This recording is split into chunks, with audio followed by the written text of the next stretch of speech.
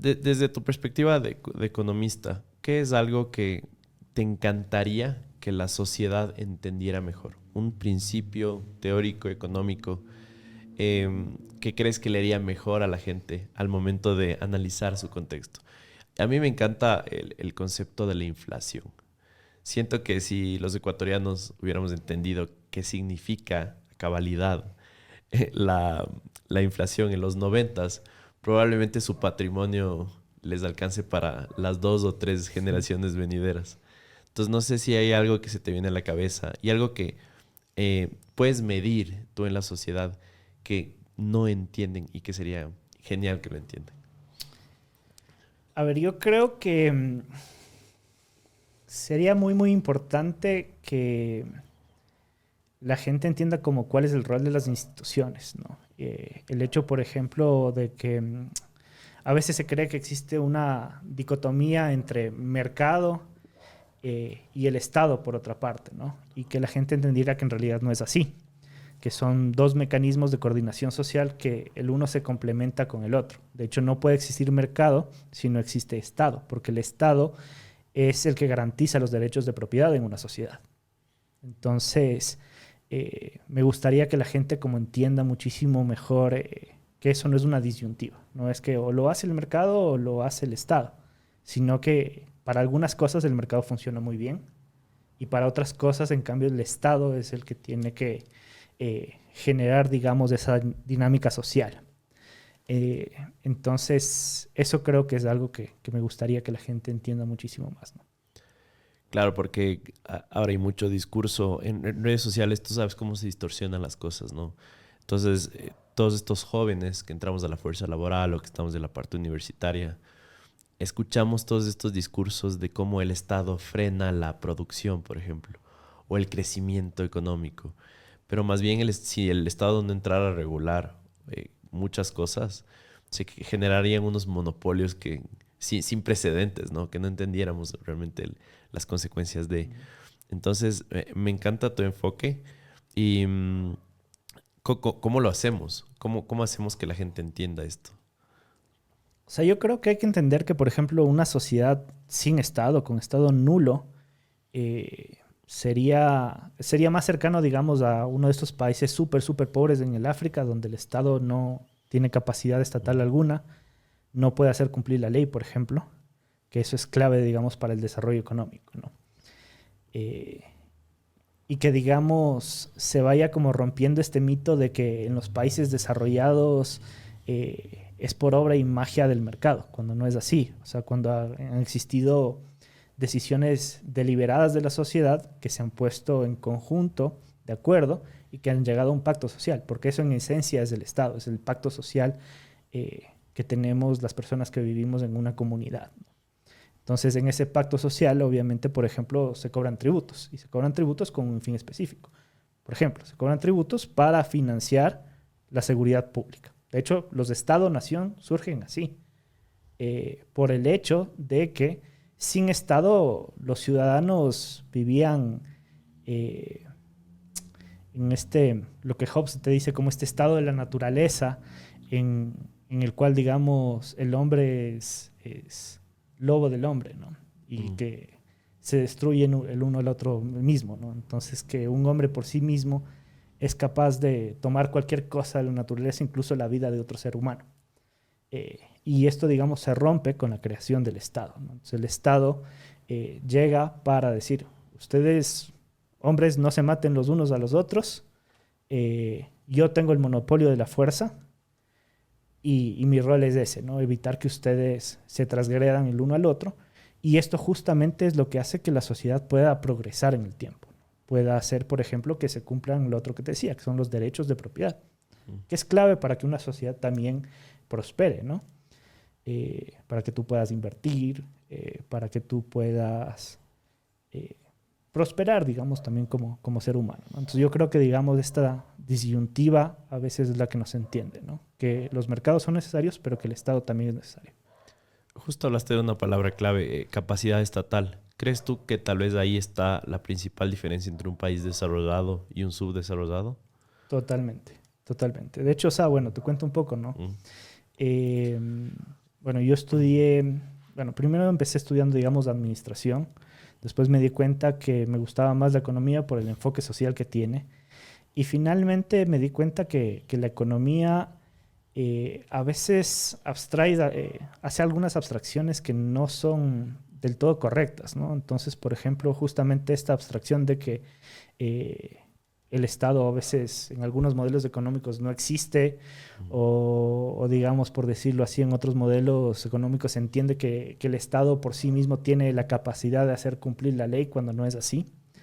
Eh, y un poco, digamos, eso me llevó a que ahora estudie política comparada, que es un campo más relacionado con las ciencias políticas y con el rol de, digamos, en esencia del Estado y de las relaciones políticas entre los seres humanos, ¿no?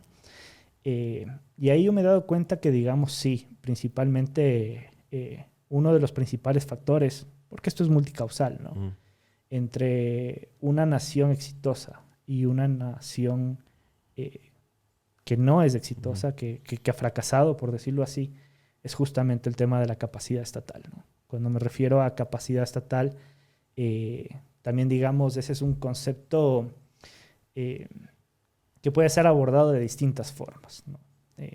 Conceptualmente hablamos, por ejemplo, de una capacidad, por ejemplo, de mantener el orden, de tener, por ejemplo, ese monopolio de la violencia del que hablábamos, una capacidad también, por ejemplo, extractiva, de poder cobrar impuestos dentro de una sociedad, además a quienes corresponden, ¿no? Entonces, por ejemplo, un poco de lo que yo he podido leer en términos de economía, en términos de política, los países exitosos, por ejemplo, son los que pueden cobrar impuestos a la gente que tiene recursos, que pueden generar estos mecanismos mucho más sofisticados para grabar impuestos y que con esos impuestos logran también generar servicios públicos eficientes, efectivos, ¿no? Entonces, porque claro, tampoco no es cobrar impuestos por cobrar impuestos. El fin de cobrar impuestos es para poder hacer unas inversiones que generen lo que en economía se conoce como bienes públicos que te generan externalidades positivas, ¿no? Entonces, no sé, yo hago la carretera, ¿no es cierto? Y con la carretera, obviamente, estoy promoviendo que exista mayor comercio entre la ciudad A y la ciudad B. Y estoy generando que existan unas dinámicas para el mismo mercado que son virtuosas, ¿no? Entonces, yo creo que pasa por ahí. Uno de los factores claves es justamente la capacidad estatal, entre esas, la capacidad estatal legal, que es esto justamente que te decía, esta capacidad que tiene el Estado de poder hacer cumplir la ley. Solo con que tengamos luz todo el año ya sería bastante bueno, ¿no? Es algo que no vemos en muchísimos años y es una locura.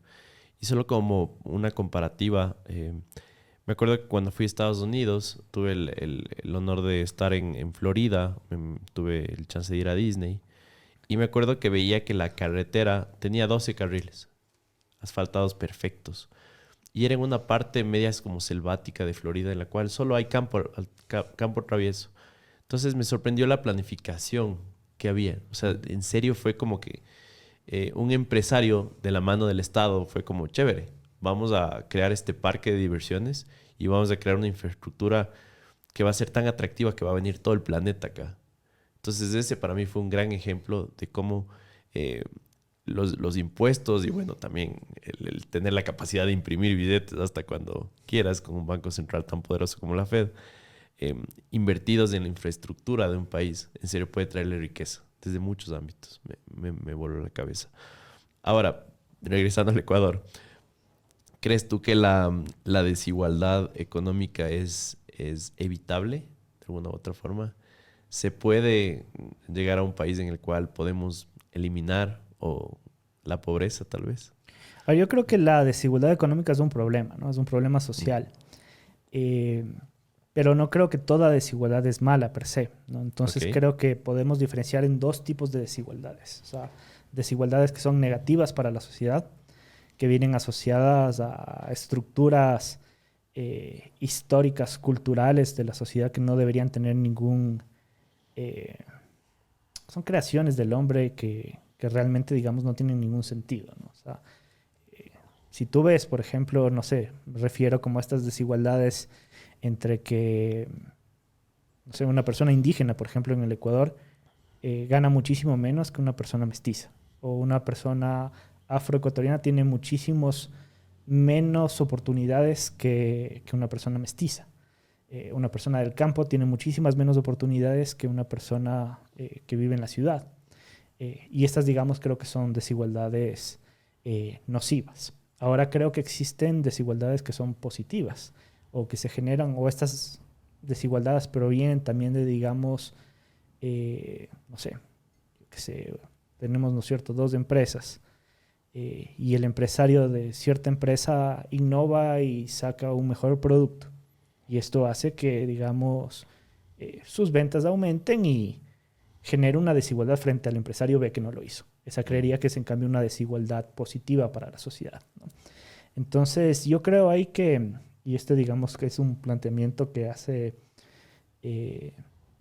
un teórico que se llama Rawls, que es un norteamericano, que él establece como que deberíamos medir el progreso de la sociedad en función de que también está la persona menos privilegiada, ¿no?